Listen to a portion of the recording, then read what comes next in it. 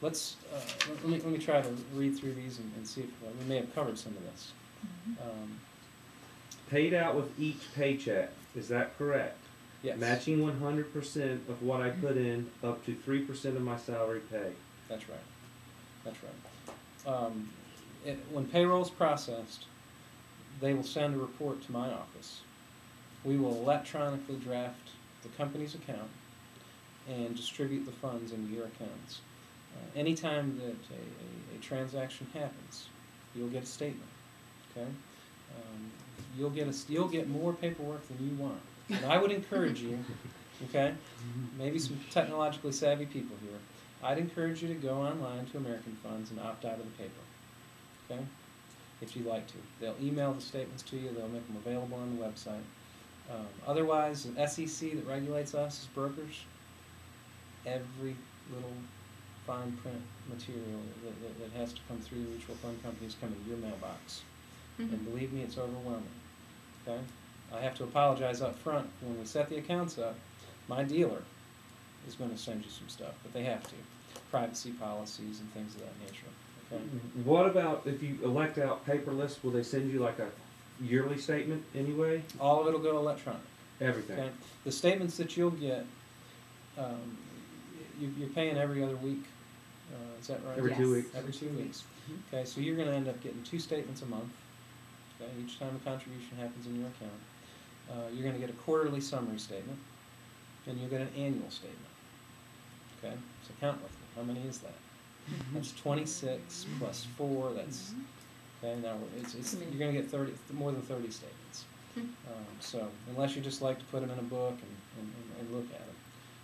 Go for the electronic delivery. It'll keep the fund costs down. What is the electronic delivery? Is that an email or is that something No, else? they actually will post it. Okay.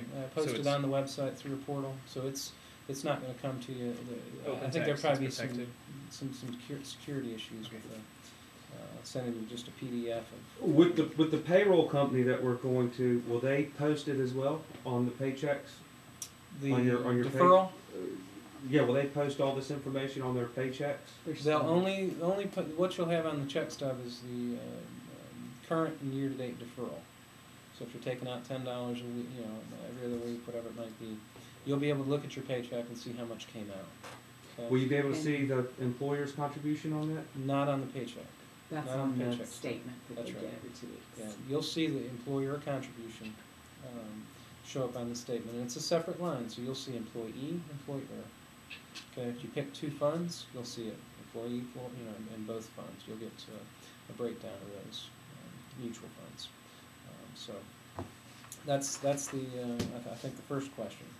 The second question, I'm going to read these out, or somebody else can read them out, Sure. so that people have them who are watching this online. Am I able to add money each month on my own at the end or at the end of the year? This up to $10,500. Is that correct? You cannot add to it outside of payroll. Okay, the money has to go through payroll. Now let me make a mention that there's not a percentage limitation.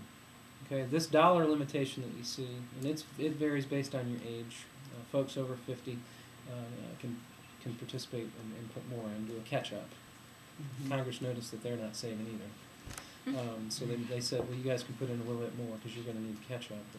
But, you can take, let's say you had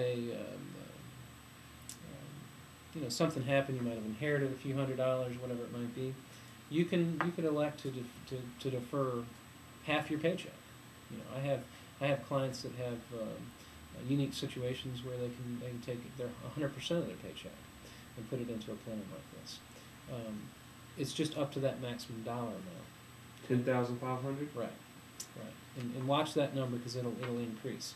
If you're subject to getting close to it, then the payroll company will automatically cut you off once you get to that limit. If you do get to that limit. And they have the option of choosing how much comes out of each paycheck twice a year. That's right. That's a good point. That's a good point. And that's really to reduce the administration on the company side. It's pretty typical quarterly or semi-annual. I do have some employers that do it annually. But semi-annually, you'll be able to make your election. So give it some good thought, okay, in terms of how much comes out of your paycheck.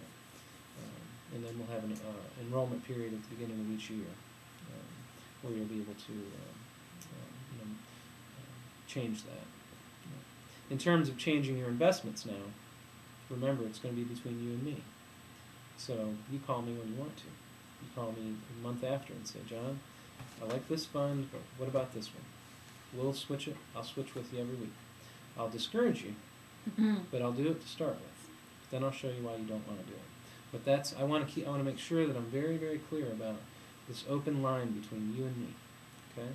It's going to be between you and me and not between you and your employer. That's why they hired me. Okay? And it doesn't cost them anything to No. speak with you. No. We're going to talk. We'll go ahead and put that on record in terms of fees. There's nothing free. Okay, but we'll talk about fees and how I get paid, and why you should call. Okay. You want to read the next question on there? If that answered the. What are the investment options? Okay. That's what I pointed out in this book. Okay. This is the summary. That's all this is a summary. Not all the information you might need is in this book. Okay, this gives you a nice little blueprint, and it's laid out. It's laid out in terms of risk. So I want you to learn how to read this very first page. Okay, and here's how I'll explain it. If you look at this page, this has a listing of every one of the mutual funds that are managed by American funds. Okay, the very top. I like to say that these are 100 miles an hour. Okay? 100 miles an hour. As we move down the page, about the middle, this is 55. Okay? And then we go slower and slower and slower as we get to the bottom. If you do not feel comfortable putting money in stocks or bonds, at the very bottom, you'll find money market accounts. Okay? Money market accounts are meant to be stable. They're going to pay an interest rate similar to a CD in the bank or savings account, and you might keep up with inflation, but you don't take the risk. Okay, the options there for you to go 100 or 25. Okay, and that's how this book's laid out. The rest, the pages are also in the same sequence as this list. Okay, so when you see at the very top a growth fund, I'll just go through a real quick synopsis of why these funds are a little faster. Okay, growth funds are mutual funds that buy stocks in companies that are on to the next greatest technology or the next great product. Okay, they're risky because we don't know if they really are the Bill Gates in the garage.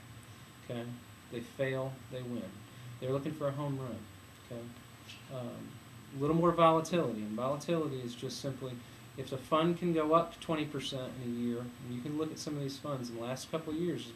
Mutual funds and stocks in general have been doing very well. If the fund can go up 20%, a fund can go down 20%, and I mean down below zero. Okay, so you will lose money year after year. You will make money. If you look at long-term numbers, 15, 20 years, the odds of you losing money become very, very small. Very small. Okay? Investing is cyclical, which means you're up 3 steps, down 2. Up 3, down 2. You slowly inch forward. Okay? Retirement money, you're not looking to hit a home run. Okay? I would venture to say that long-term, you'd be just as well suited down here in the 55 mile an hour. It's kind of the tortoise and the hare. You'll still get there. You'll still get there. If you build your account up, this is good foundational material, the growth and income funds, and you want to put some, a little more aggressive funds in there, then do that later. My suggestion is start slow, build a nice foundation, and then maybe put a little bit of the, Google, Microsoft type companies